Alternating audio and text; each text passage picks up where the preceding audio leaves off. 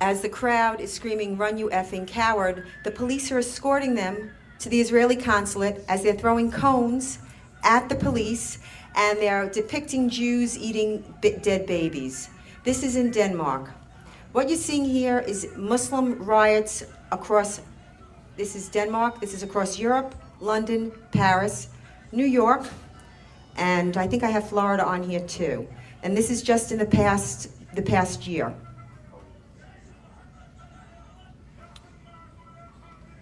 With the Nazi salute. And we're the Nazis, remember? France.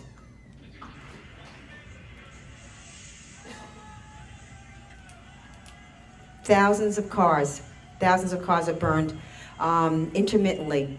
10,000 cars in one night. That made the news very little. Yeah, but it's constant. What are they wanting? They're angry.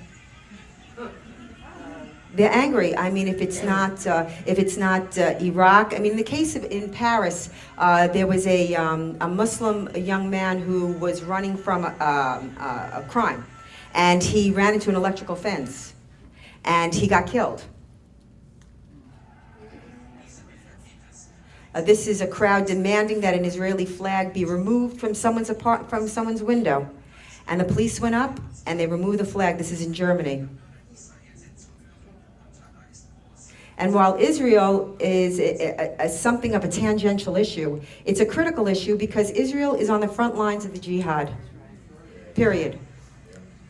They want Israel because, believe me, it's not this tiny little oilless, goldless, 9 miles at its wide piece of land that they want. They want Israel because it is in the Quran that the Jews must be annihilated. And the Jews must be, any Jew you see hiding behind a tree, you must kill them. I mean, Islamic anti-Semitism is very much a part of Quranic doctrine, and that's why you see such virulent anti-Semitism on the Arab media and the Muslim media and in the streets.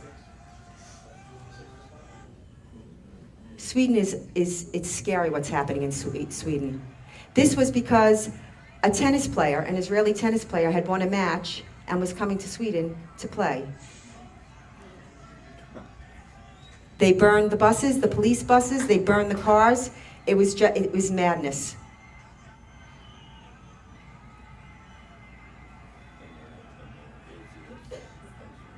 Europe is on fire. And if any of you have been to Europe recently, it's not the Europe of your parents that was so near and dear post-World War II. It's completely and utterly changed. And I don't think that Europe understood the lessons it should have learned from World War II. They came away with this idea that nationalism was bad, and that a good idea would be to eliminate nationalism and come up with this kind of EU gobbledygook that basically is so politically correct. Okay, you can shut it down. What Europe should have done and taken away from World War II is that they were monsters and that they were evil, and they have to defeat evil and they have to be good. It's just that simple. The battle is just that simple. Okay, let's start from the beginning. First of all, I'm Pamela Geller, and contrary to popular belief, I'm a human rights activist.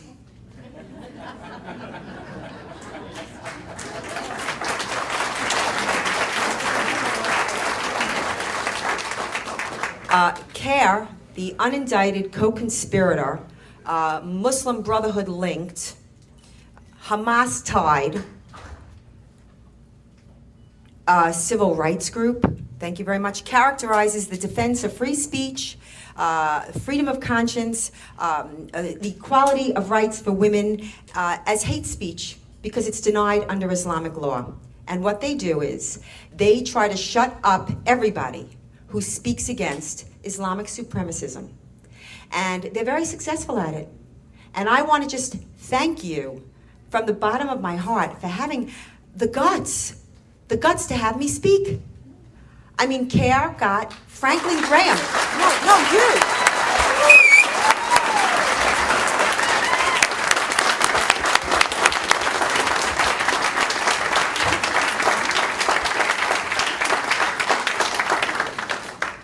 hair got Franklin Graham banned from the Pentagon. A righteous, pious man like that. It's shocking. It's shocking that it's not front page news. They got Robert Spencer, a leading scholar on Islam, banned from the Library Association. Now, isn't the Library Association the gatekeeper to human thought? How dare they? How dare they attack one human thought? And what they're trying to do is make people like me toxic and marginal so we can't speak while they literally impose Islamic law, Sharia law, here in America. Now, if that sounds to you as something really outrageous, let me explain. The fact that what I'm saying could even be determined or accused of being hate speech is a form of Sharia law. In Islam, slander is not what we think of as slander, where you actually maliciously lie or accuse to hurt another person. Slander is anything that insults a Muslim about Islam. So we are self-imposing Sharia.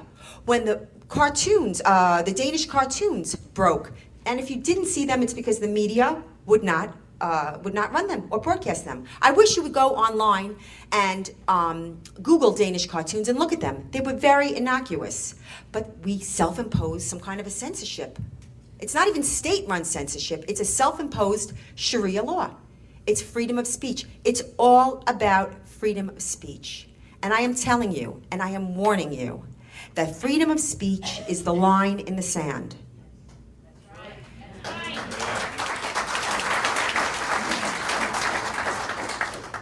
The principle of freedom of speech is not concerned with the content of a man's speech, nor does it protect only the expression of good ideas, but all ideas. Because if not that, otherwise, who decides? Who decides what's a good idea? Obama? Who decides? The Council of American Islamic Relations? All ideas. You see, you're sitting here and you think you're in a little room in Gatlinburg. Did I say that right? Thank you. This is a battlefield. And this is a victorious battle site. Because I am telling you that the war is in the information battle space. The war is in the battle of ideas. The guns, the bombs, the bloodshed, that comes as a result of what goes on here. And this attack on freedom of speech, you see, I don't care what they say. They say the most egregious, libelous, slanderous things about me. I don't care. As long as I have the opportunity to speak, I know that my ideas are superior. I know that Western civilization is superior to Islamic society. I know this. So I know I'll win because my ideas are better. But once you remove a free man's right, unalienable right, endowed by God, to speak freely, he has no other choice but to get violent. You will have no other alternative. This is the line in the sand, freedom of speech. You know, when I was very young, there was a big news story, and I really was not paying attention to the news, but it was really one of those stories that kind of captures you. There was talk that there was going to be a big Nazi march in S.I.O.A, highly Jewish suburb in outside of Chicago. And everybody was shocked. You know, Nazis are marching. We can't have Nazis marching. Oh my God, this and that. Well, at the end of the day, the Nazis marched in S.I.O.A. As reprehensible as it was, as goose-stepping and disgusting as it was, because the right to free speech is more important than anything else. I cannot stress this enough, because free speech is under attack. It's under attack on the web. It's under attack by the administration. You heard Obama just last week saying, you know, some information ain't so good, and some of, you know, that folksy kind of manufactured, I'm one of the people way. And we go to the Huffington Post. I mean, the sites he's recommending, I live online, and I'm telling you, that is a hate site, an anti-Semitic speech, a leftist. I mean, it's so out there that kind of invective would have been on the margins, the very margins of society 25 years ago. Something has happened. The left has completely overtaken the dialogue. The left has completely seized the day. And because there is a leftist Islamic alliance, there is no way that the ideas of Islam could have penetrated the society as it did without the help of the left. It would have been impossible. For example, okay, let's see, how are they imposing Islam on a secular society? That's a good question. They're mosquing the workplace. And what that is where they import these whole Muslim communities from Somalia to work in meatpacking plants in Greeley and so on and so forth. And that's why immigration is such a critical issue. Because they're not letting in doctors from England. I know, because I have friends in England that are dying to get here, they can't get in. But they are importing these whole Muslim communities. What happens is they all, like Nashville, that's a big gateway city. They settle them in little small towns, and frankly, the people don't know what hit them that live there. Because Americans are good, they're good people. And it's sort of the hatred of the good for being the good. It's sort of gotten turned around on us. And they impose Muslim prayer times in the workplace. They go to the union says, well, we want to be, tolerant. What happened was, what they didn't count on was the non-Muslim workers. The non-Muslim workers didn't want to lengthen their day. They had to lengthen their day. And the non-Muslim workers were generally Hispanic and Jesus-loving people. And I want you to know there was rioting, there was violence. Did you hear about this fighting between? No. How are they imposing Sharia? How are they imposing Islamic law? In New Jersey, a little Muslim boy wants to pray in school. He's a cute little boy. He looks up at the camera, and the New York Times is only too happy to take that picture. And what they do is they make a prayer room, and now in the public school, the Muslim boy is praying. What's the big deal? The big deal is it sets a dangerous precedent. The big deal is we must separate mosque from state. The big deal is there is no separation of mosque and state. Mosque is state. I live in New York City. They are building a 9/11 mega-mosque. I'm sorry. Hey. They're building a 9/11 mega-mosque, a 15-story mega-mosque. And if you saw the artist's rendering, it's a cruel joke that it looks like a tower. It's a crueler joke that they're opening it on September the 11th. Now let me tell you something. In coming to this fight, I ask you to first learn everything.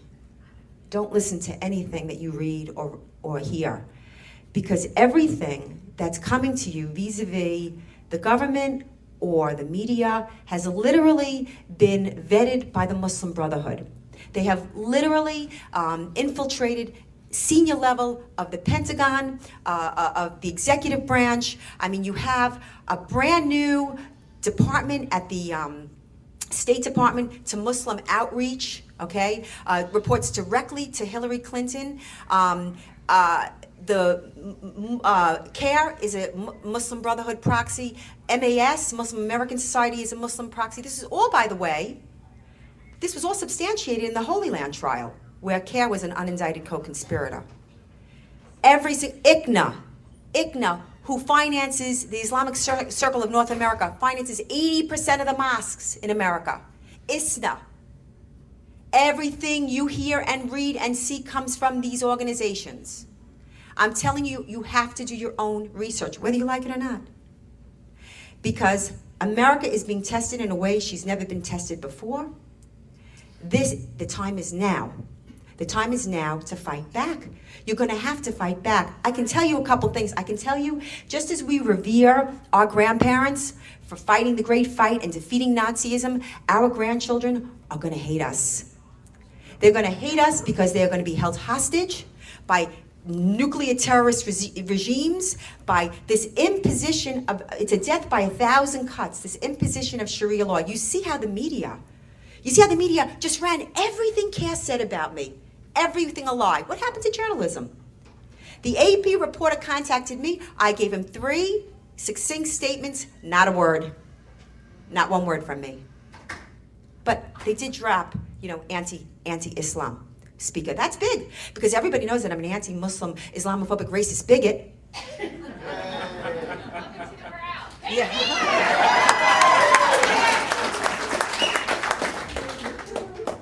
There is an... That's right. It's all about, listen to me, it's all about individual rights. It's all about individual rights. There are no individual rights in Islam. This country was founded by great men who risked everything, their family, their wealth, for an idea, for the most brilliant and magnificent idea in human history. A government based on individual rights, period. And that Declaration of Independence is the most spectacular, almost religious document, the most brilliant document ever written in human history.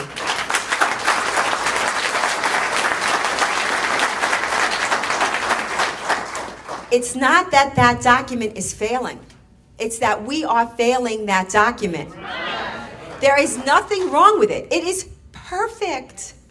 And America was as successful as she was at that book, The 5,000-Year Leap, why there was such a 5,000-year leap in humanity, because for the first time in history, there was a government based, the most noble experiment in human history was America.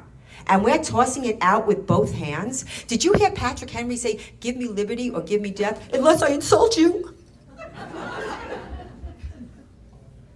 Yeah, you can be insulted. You can insult me. That's the way it goes.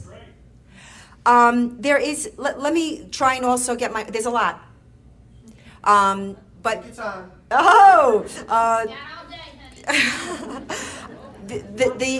everybody can understand the violent jihad.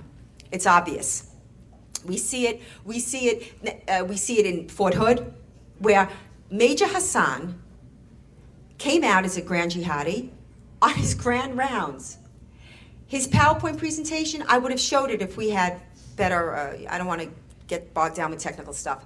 But his PowerPoint presentation that he made on grand rounds I use, because it is the most succinct, boiled down to its essential oils PowerPoint presentation on jihad.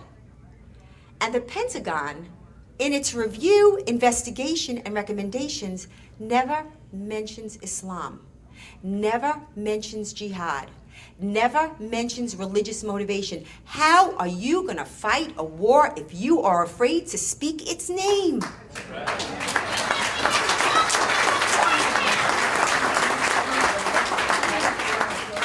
So there's a self-imposed Sharia. We won't speak ill of Islam. And listen, and know something, and getting back to the mosque, and I know I'm sort of all over the place, so I apologize, but it's a lot that I'd like to get in. In Islamic history, symbolism is very important. Every time they conquer a land, they always take the church or the temple, the synagogue, and they build right over it. Look what they did to Hagia Sophia, the most beautiful church outside of the Vatican, or the Jewish holiest site in the world, which was the Temple Mount, which is Al-Quds, and the Jews can't go there now, okay? And this is what this mosque is at 9/11. It is the ultimate flag of conquest. I mean, could you imagine the Muslim call to prayer on 9/11?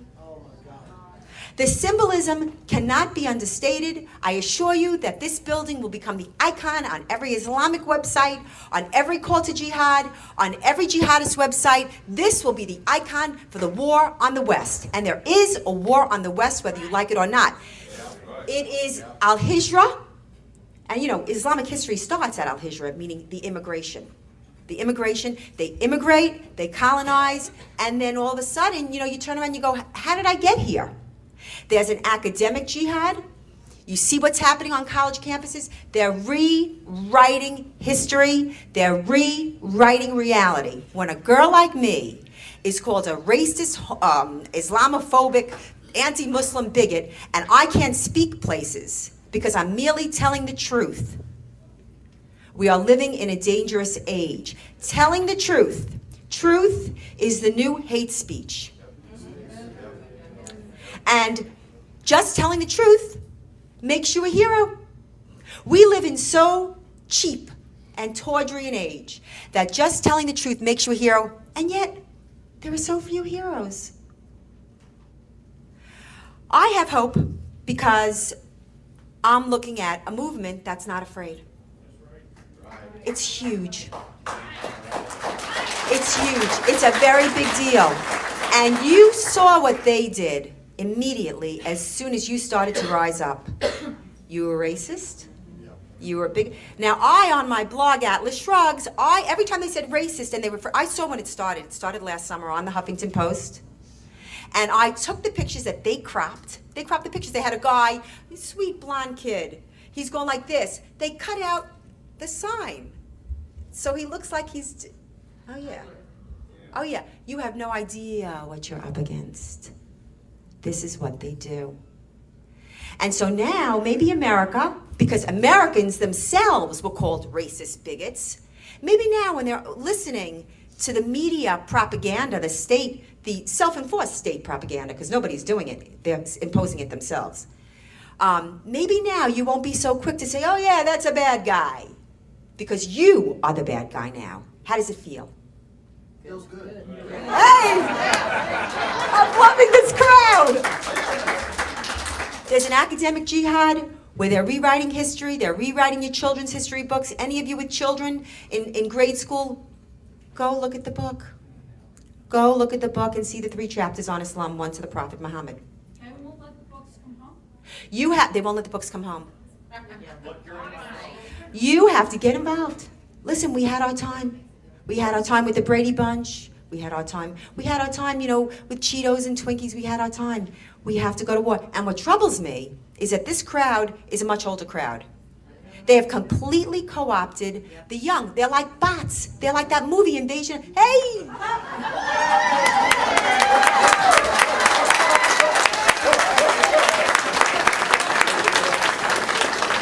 It's a big deal. It's a big deal. I've spoken to college kids, and let me tell you something. You want to meet a rugged group of individualists, beaten, battered, and tougher than that, that's them. Because to be a conservative on a college campus is to be in a gulag, and be a political dissident.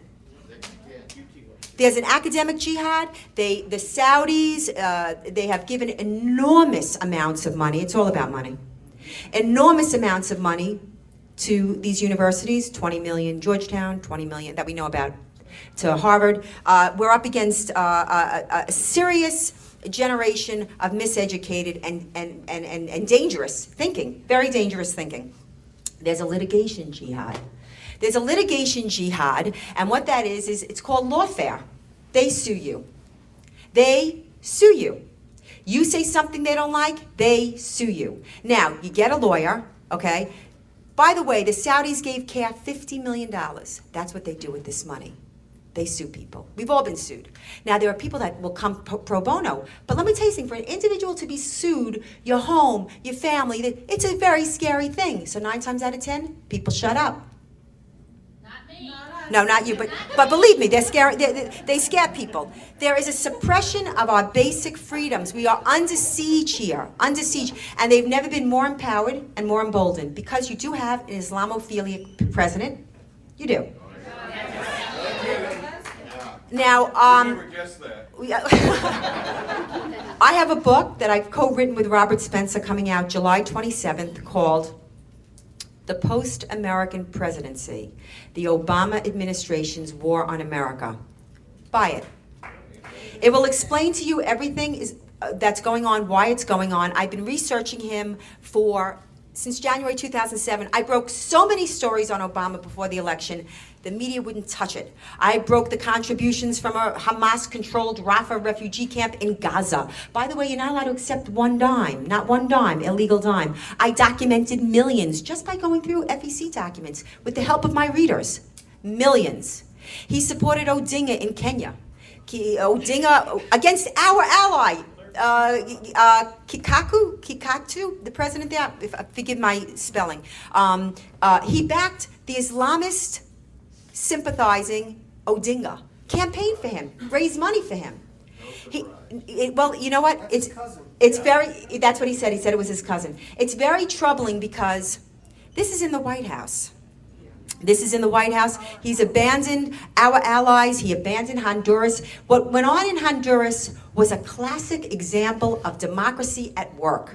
Here you had a Chavez-backed president, a Chavez-backed coup, where he tried to make himself sort of president for life, and the people said, hey, hey, hey, hey, hey. No, 2 terms. That's what we do, 2 terms. He said, no, I'm going for more. And it went to the Supreme Court. It went through all the machinations of a democracy. And still, he said, I'm doing it. So they threw him out. They didn't kill him. They threw him out. And then Obama backs them. Obama gave the tacit approval of the United States of America last summer when the people of Iran stood up, took to the streets, and with their bare flesh met bullets and bricks and marched for democracy. And we better keep doing the same here, we're going to lose it. And we abandoned those people. We've been waiting for that. Was Bush not waiting for that for years? He would say, I want you to know in Iran, I'm with you. He said he wouldn't agitate and he wouldn't make it happen. And I have some issues with President Bush because he should have taken out those nukes. I'm sorry. That's how I feel. Because again, listen, Iran has proxies. Syria is a vassal for Iran. Hezbollah. I want you to remember Hezbollah. Forget about Israel for a second. 1981. Attacked our boys. Killed 241 Marines. In Lebanon. That was Hezbollah. That was Iran. And that was after 1979 when they took our hostages. We should have marched that day. That day, President Carter.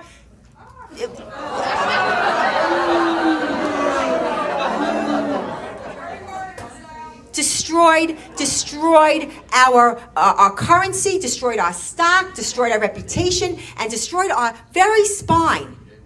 You know, which is so disgusting, okay? Well, yeah, well, he is back, but actually Obama is worse. Obama is worse. Obama is a culmination of the Islamic leftist alliance. Well, you know, he's acting in a dictator-like fashion. You see, he wants to now, he tried to control the net. That's the only place, by the way, the internet, bad and good, where you're going to get unfettered information. And I'm going to tell you, there are things that are said about me on the net. I mean, I'm a drunken blogger. I'm a hook blogger. I'm a drug addict blogger. I'm a mobster. I mean, I don't care. I'm just telling you, I don't care. People say, why don't you sue and this and that? So I could give them more stuff to write about? I got too much on my plate. I got too much to do. I don't even care about that. But there has to be one place in the world where you can get unfettered information. You're going to have to be your own editor. You're going to have to look at something and say, oh, this guy's nuts. Or, where did he get that? How can he say that? What's his source? I source everything. Everything is sourced. And so I'm telling you, we have an enormous job to do. We have enormous work. Now, on June 6th, any of you that have family in the New York area, friends, vets, tea parties, anybody, please come down. I am organizing a rally with Robert Spencer. Our organization is S.I.O.A, Stop Islamization of America, and we are organizing a rally against the 9/11 mosque. And we're doing this because they're going to build it. I'm telling you, they're going to build this mosque. And, you know, they're always talking about sensibilities. You can't say the word Muhammad on television because you're going to offend us. You can't run the Danish cartoons because you're going to offend us. You can't put Muhammad in a Huggy Bear costume because you can't show a depiction of Muhammad. We have to be constantly clubbed like baby seals. Well, I'm offended by a 9/11 mega-mosque. I'm offended. My sensibilities are offended. And I think that Ground Zero should be a mosque-free zone. Because it is a shrine to the violent ideology that inspired jihad. Now, the thing is, they talk to us, it's so insulting. It's the ultimate act of outreach. Yeah, outreach. It's the ultimate act of dawah, inviting, you know, Islam, they have to invite you before they conquer you. They have to invite you to convert before they conquer you. What would be more appropriate is to take that building and to make it a shrine to the victims of over a millennium of jihadi wars, land appropriations, enslavements, and jihad. And a center an academic center working to expunge the Quran of its violent texts. That is the answer. That is the answer. And by the way, when they tell you about all these different versions of Islam, in the words of the Turkish Prime Minister, there is no moderate Islam, there is no extreme Islam. Islam is Islam.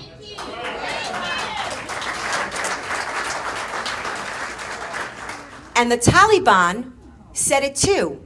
When Obama was outreaching to his partners, his new partners, the Taliban, hello, they said the same thing to him. So the question is, they say, well, it's how you interpret it. Again, you have to understand something. The Old Testament and the New Testament were written by men. The Quran is allegedly the word of Allah. Allah said it to Muhammad. He had it seared in his memory, like John Kerry. And he dictated it, and it's the word of God. Allah, excuse me. Yes, I understand that, but my point here is that, at least in Judaism and Christianity, you are encouraged to think, you are encouraged to question, you are encouraged, period. In Islam, you are not allowed to reform. It is an absolute rule, reinterpret. They have a word for it. It's called hypocrisy. If you attempt to do it, you're a hypocrite, and it's punishable by death. Do you know that when they say the Muslim call to prayer 5 times a day, you know when they get down and they say that they are cursing Christians and Jews in that prayer 5 times a day? Did you know that? Yes, yes.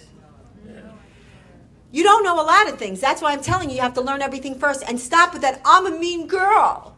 And I'm mean to Muslims. I want to save Muslims. They've been doing it for 1,480 years. And very successful at it, because Islam is the only religion with a propaganda arm. It's called taqiyya. In Islam, you're mandated to perform taqiyya. And taqiyya is deception to advance Islam, lies to advance Islam. When they come out and they say that 9/11 had nothing to do with Islam, that is a lie. When they come out and they say that this mosque is an outreach to the Ummah, that is a lie. When they refer to those harmed on 9/11, those harmed, the air was filled with humanity, literally. Harmed? The smell in New York City for months was indescribable. Harmed? How dare you?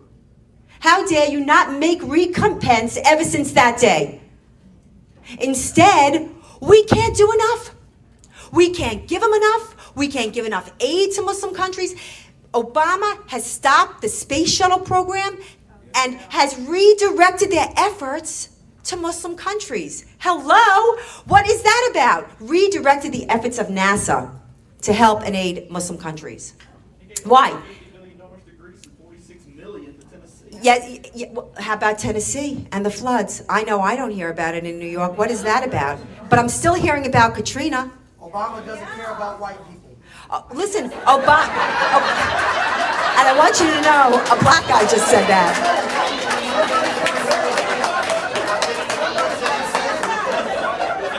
Well, that's interesting. It's interesting.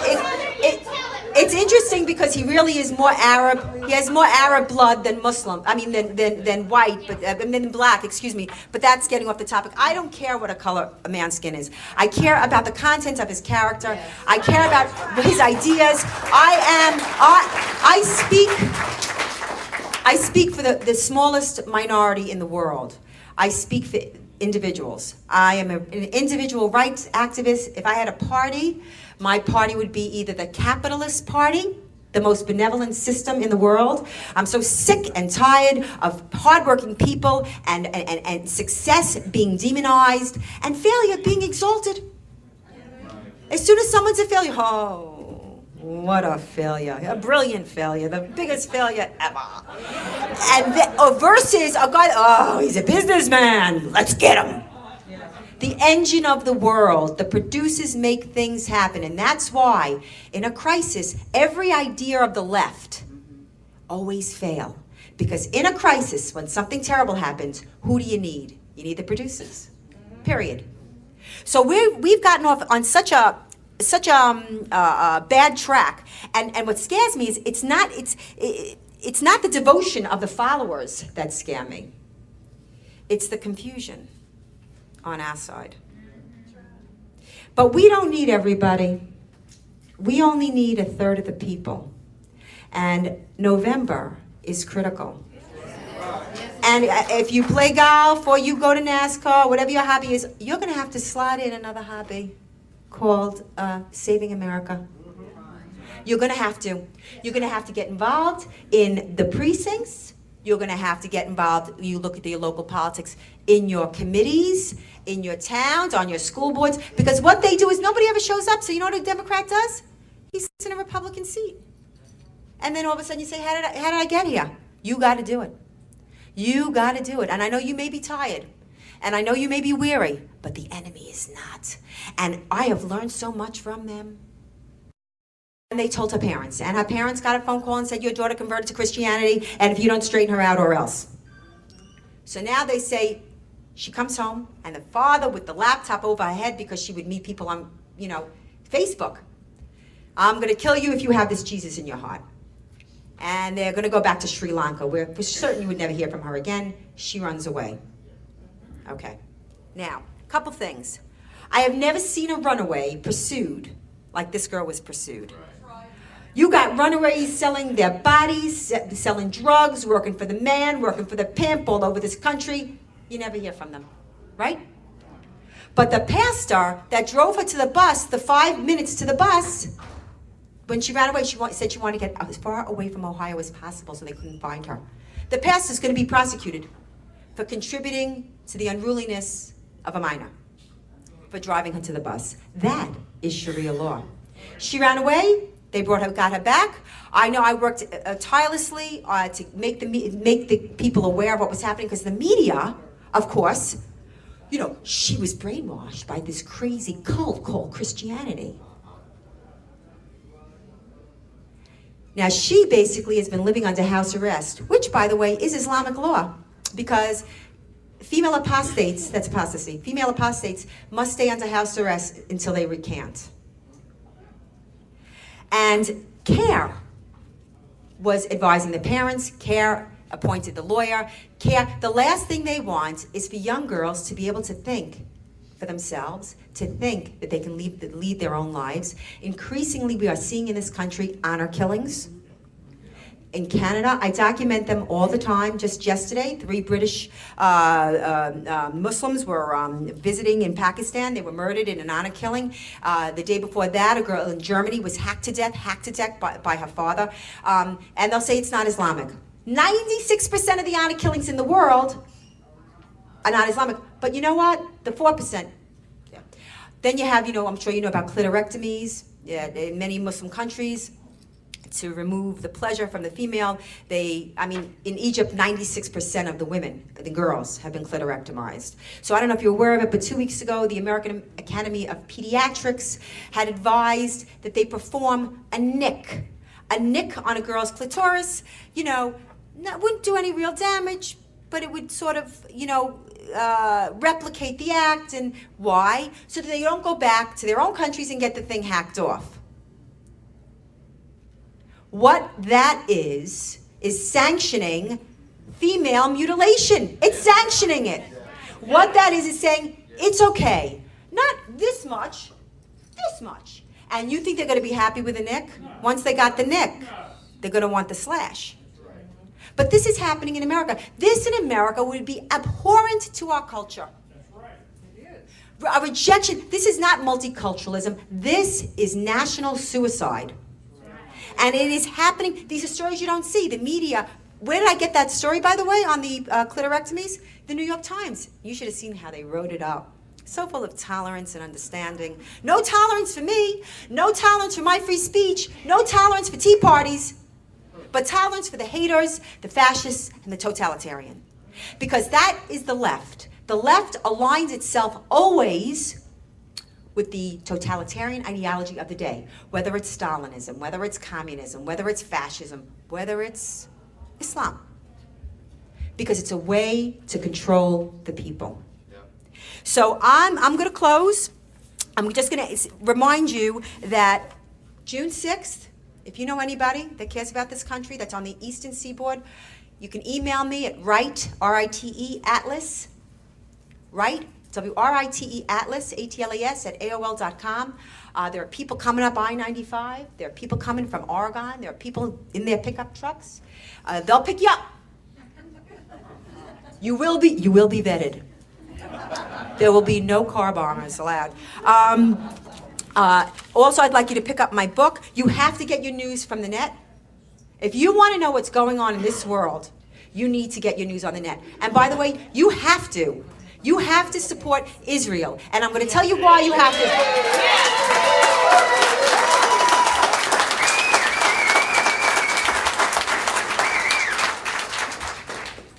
You have to support Israel for a number of reasons. First, because in any war between the civilized man and the savage, you always side with the civilized man. The IDF is the most benevolent army in the world. I am telling you, I have been there. If you read the not the Goldstone report, and they love to find the Jewish guy that's going to stab his people in the head and put him up front. And we got him. We got the Chomskys, we got the Finkelsteins, we got the Goldstones, we got him. You ever see the Muslims come out? The worst, Shuma. The worst. Dump Chuck now. That's our chant. Dump Chuck now. I don't care if Mickey Mouse is running. I'm going to get out there and stump for him. Well, there are no settlers. That's another thing. Language. That's the Bible word, though. It's not. It's Jews in the Jewish homeland. That's right. That's right. That's what it is. And I'll tell you something else. There is no occupied territory. It's Muslim-occupied Israel. Enough. They never tell you that, look, there were Palestinian Muslims and there were Palestinian Jews. Understand that, okay? Also understand that the Mufti of Jerusalem had waged campaigns on the Jews in Hebron in 1921, in 1929. The Mufti of Jerusalem, again, he has a huge whitewash, was a partner of Hitler. He lived in Berlin from 1941 to 1945. He delivered the Muslim world to Hitler. He raised Muslim armies in Bosnia and Slovenia. He was responsible for the death of 400,000 Jews, mostly women and children from Hungary, Slovenia, Austria. And nobody talks about Islam's role in World War II. Why? But really, why? Everybody paid. As a matter of fact, according to Eichmann's deputy at the Nuremberg trials, it was the Mufti of Jerusalem, al-Husseini, who was pushing for the death camps. He had plans for a death camp right outside of Nablus. And at the Wannsee conference, when the final solution was being announced, and they had all the economic ministers and the political ministers and all the advisors at Wannsee in Germany, the economic minister said, why are we doing this? We have free labor. The Jews are great. It's free. We work them like dogs. It's a cash cow. Why would we do this? And Hitler said that he was inspired by the Armenian genocide. Another thing you're not allowed to talk about, another jihad against Christians to the tune of 1.5 million. Right. And now there was a resolution passed that to say that it was a genocide, oh, that upset the Muslim world. You're not allowed to say that. And now Turkey's pissed off at us. And Obama campaigned on the promise that he would call Armenia genocide. He campaigned on it. Not so fast now. He said, not so fast, because you know my campaign promises. You know what they're worth.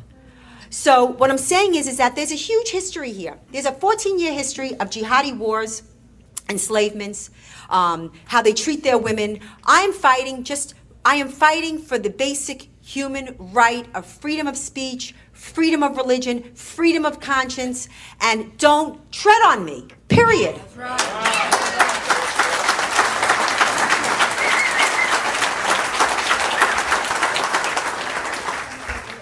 I would be more than happy to answer questions. I don't know how much time I have. I've just been like ranting on here. I don't know if I've gone over or whatever. Hey, Pam? Yes. Question real quick. Do you associate pretty much with Act for America at all? They're a great group. Yes, I do. I mean, we sort of, we do things in tandem. I mean, I'm doing this rally, Stop the Islamization of America is doing a rally. Brigitte is sending out a petition. Listen, the problem with the petition is Bloomberg is behind it. You know, Mayor Bloomberg has sitting on his Human Rights Committee, get this, Human Rights Committee, Omar Mohammadi.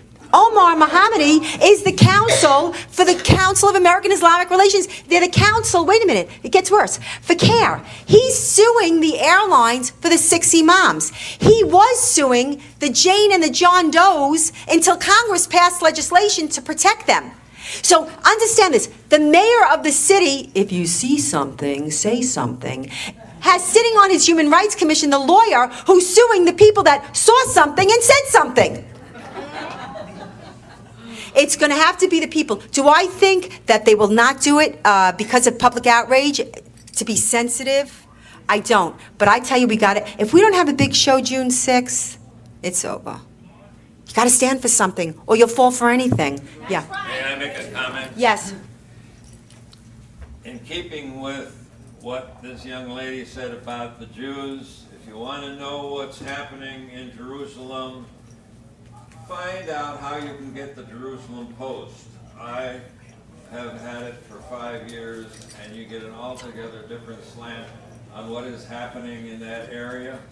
They also have a publication called the Jerusalem Report. Okay, yes, and I want to just say one thing. Israel National News is better. Right. Well, either one. Yeah, yes, it's true. But you'll get a different slant on what you're reading in the present newspaper. Okay, I am told that my time is up. I did put on CPAC, the Conservative Political Action Committee in Washington, because there was nothing on Islam, nothing on Islamic supremacism, nothing on jihad. Out of my own pocket, Robert Spencer and I, we did a conference with some of the world's leading experts on Islam. Even Steve Coughlin, who was fired by the Pentagon, he's a specialist on Islamic doctrine, the threat doctrine, was fired by Hesham Islam. You shocked? He's speaking here. If you want, I'll put them outside. You can buy them. It's 2 hours. It's enormously instructive and interesting. It's called Jihad, the political third rail, what they're not telling you. Amen. Okay, thank you, everybody. Thank you for coming.